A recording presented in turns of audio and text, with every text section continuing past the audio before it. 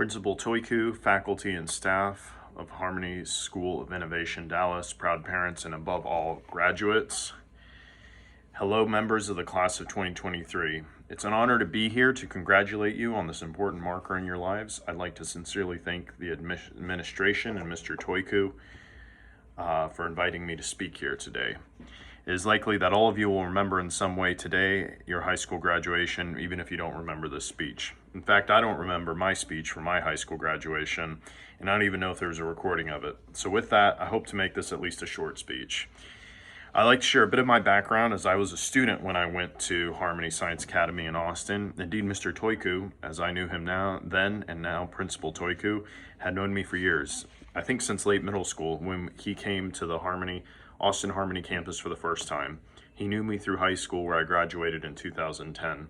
That was a while ago, but the years of Harmony from 2004 to when I was in 6th grade all the way to 12th grade graduation in 2010 were the most formative years of my life. And I still think of them from time to time. I think it's fair to say that undeniably everyone who gets the care and education from Harmony likewise has such an influence.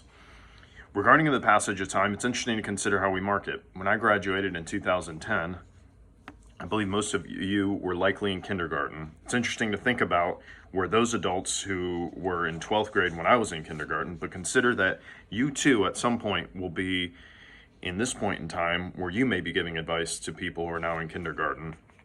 With respect to the passage of time, all I'd like to do in this speech is urge you to embrace the new chapter of life. This former chapter for you has been completed. High school is done. You stand at the door of the next chapter. And I'd like to share a bit of advice as a fellow Harmony grad. So here are a few stories. Research shows that most high school commencement speeches give an anecdote or story. And now as a professional researcher, I found quite a few such anecdotes and stories watching many commencements and graduation speeches for college and high school online. Rather than sharing one, I thought I might share a few of my favorite that I discovered. The first and probably most inspirational is from the University of Texas commencement 2014 speech from a former Navy SEAL and Admiral in the U.S. Navy.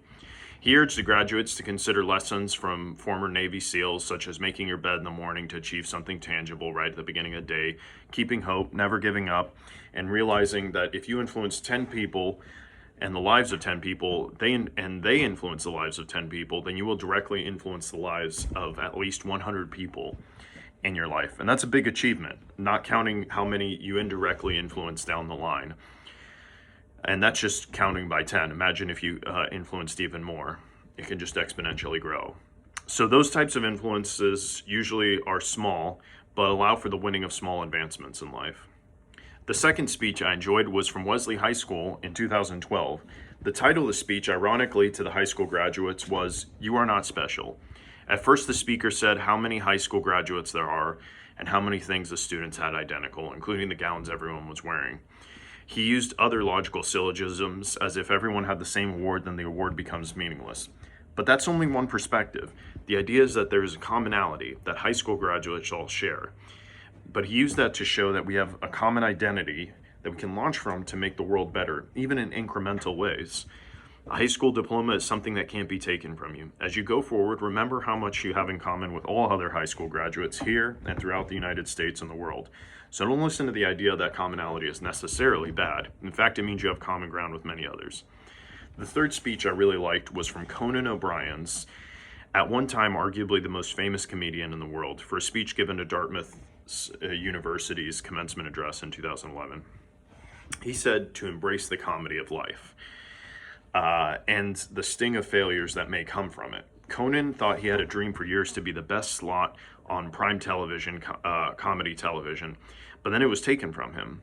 And in that year, after losing what he dreamt about for 20 years, he had the most unique and happiest time of his life.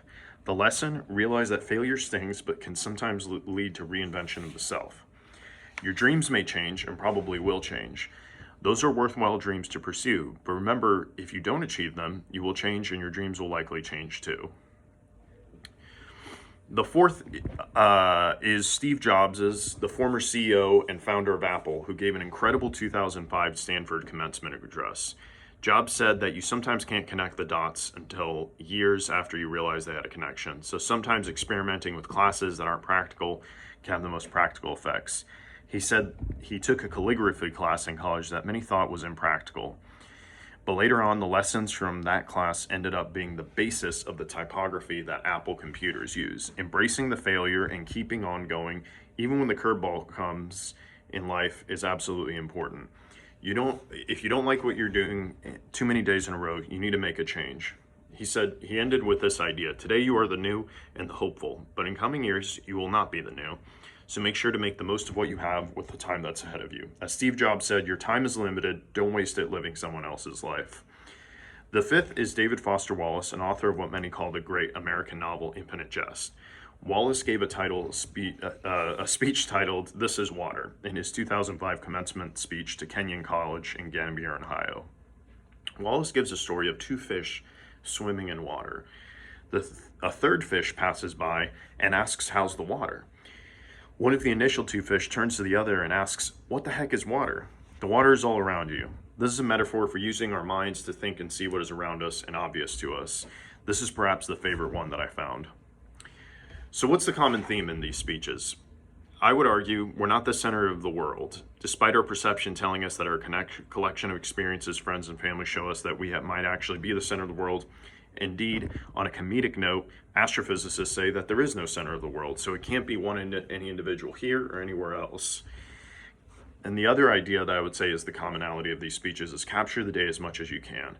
But remember to be in the moment, not just receive an accomplishment or achieve something.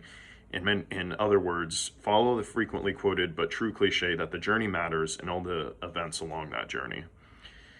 Those were the favorites that I found, but here's some lessons that I've learned in life in general that I think can apply to any situation.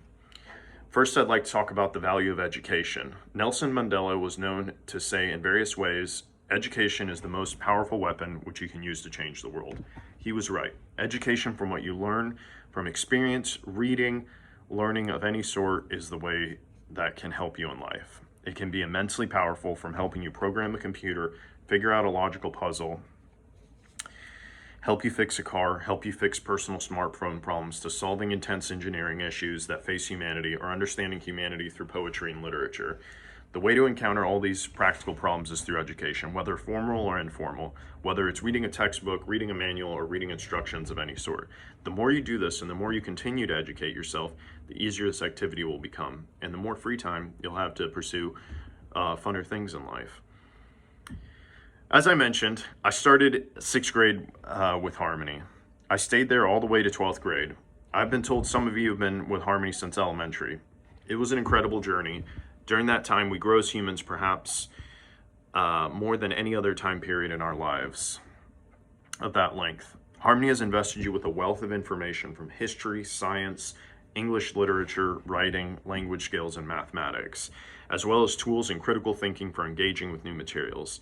In the next steps and chapter of life, you're going to realize that these are the building blocks forward. The poet William Butler Yeats put it this way: education is not the filling of a pail, but the lighting of a fire. Just the same way that you think 6th grade math or history was easy compared to what you were expected to do in high school, so too will high school learning compared to what lies ahead. So take the tools you have to improve on the road ahead. Likewise, embrace what lies ahead, but remember Harmony will be there. Many of my classmates graduated high school, went to college, experimented with various aspects of the career, but they kept in contact with Harmony. At one point, several of them returned to Harmony to work full-time. I myself enjoy coming back on some occasions to volunteer as well. Here's one piece of advice. I would stay in contact with your mentors and the staff of Harmony that you know. Those contacts could even be recommendation letters in the future. You never know if you might want to return to teaching or return to be part of the school in some way, such as volunteering. It'll bring fulfillment and potential network as you go ahead in the world. Likewise, when you enter the next stage of life, I encourage you to build a healthy and positive relationships with future teachers, classmates, and school staff that you meet in the next chapter of life, as these relationships will have a significant impact on your academic and personal growth. For me, Harmony fostered character development and leadership skills through various extracurricular activities and clubs and volunteer opportunities. Whether you engaged in a lot of activities or stayed singular with academics in school, you and Harmony as a whole were able to foster and grow your character. David Foster Wallace, in his commencement speech that I just mentioned, said that life on the other side isn't so different. In a work environment, you'll still have some semblance of a dress code. There will still be places you need to be at certain times. There may even be monotony to life. So whether it's waiting in traffic or getting groceries, but you can take every opportunity to grow.